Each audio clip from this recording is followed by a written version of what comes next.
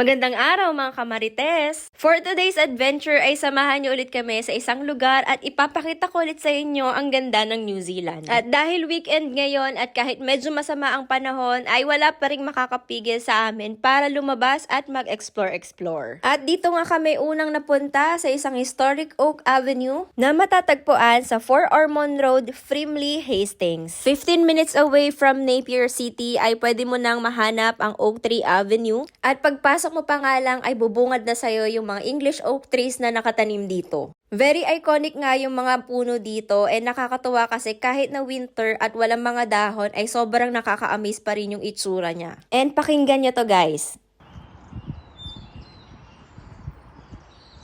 O, diba yung sounds pa lang very relaxing talaga? And alam nyo ba na ang paligid nito ay mga apple farm? Yun nga lang, wala kang makikita ngayon dahil nga winter. Pero ang dami pa rin dyang mga nahulog na apple.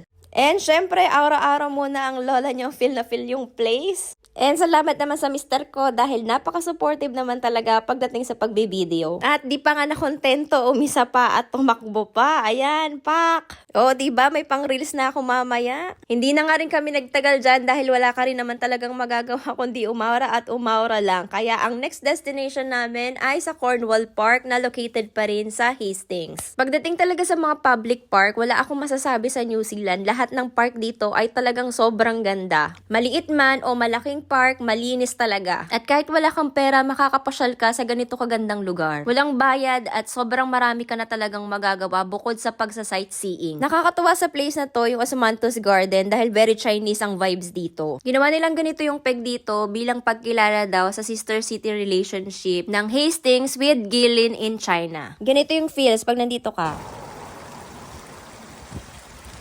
Oh, diba? Napaka-perfect for nature therapy talaga. Kaya ang sarap-sarap din talagang maglakad. And isa sa paborito ko ngayon na ginagawa ay yung pagyakap sa puno. And as per research nga daw, ay malaking bagay para sa mental health natin ang pagyakap sa puno. And isa nga sa mga benefits niyan ay nakaka-reduce daw ng stress. At nakaka-reduce din ng blood pressure. Kaya kung may chance kayong yumakap ng puno, go lang. And speaking of puno, ito nga tignan nyo guys, yung Macrocarpa tree dito sa Cornwall Park. Sobrang maa-amaze ka. Sobrang laki kasi niya guys, even sa personal, mas malaki siyang tignan.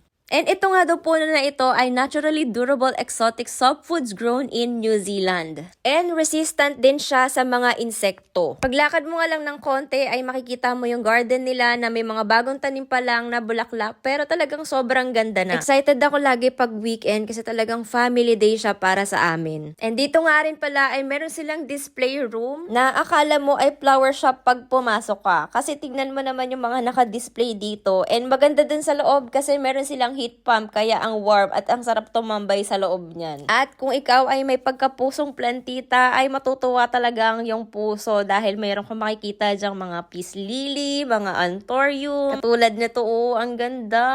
Tapos nga itong mga bulaklak, Diyos ko po, ang sarap iuwi. Parang gusto ko na siyang ibulsa kanina. Naku po, lalo na tong pink na to, Diyos ko po, ang gaganda niya. Oh, tignan mo naman. Kala mo plastic pero totoo yan talaga. Totoong bulaklak at halaman. At bago pa nga ako magkasala ay pumunta na nga kami dito sa playground. And dito nga rin sa New Zealand, hindi ka talaga mauubusan ng playground na pupuntahan kahit saan meron. And usually, ang mga playgrounds dito ay hindi lang para sa bata, good for all ages talaga. Kasi kahit matanda ka, pwede ka rin talagang maglaro-laro dito. Parang eto, video namin to ng anak ko doon sa kabilang park na malapit sa bahay namin. And going back dito sa Cornwall Park, yung playground nila ay meron din talagang good for little kids. Sobrang na-appreciate ko yung mga ganito dito kasi yung nasa Pinas ako ay nagbabayad pa kami sa mga indoor playground para lang ma-enjoy ng mga anak ko yung mga ganitong klase ng palaruan. And dito nga ay maa-access mo lang siya for free. And marami rin talaga silang choices na activity na pwedeng gawin habang naglalaro. At very safe din talaga yung mga kids dito dahil kahit gano'n pa kataas yung mga slide na yan,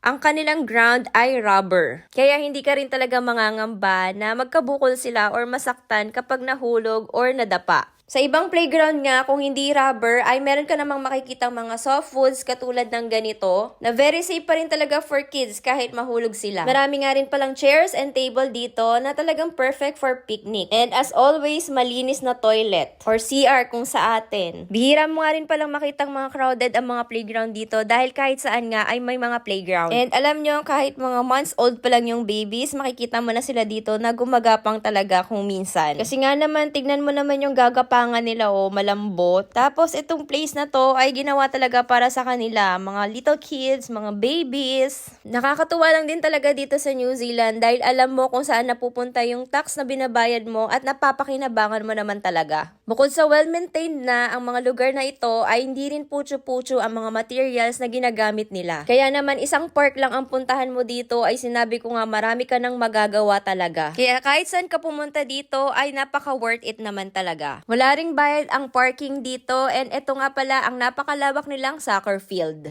And that's it for our adventure. Marami pa kaming i-share sa inyo sa aming NC journey kaya don't forget, follow for more!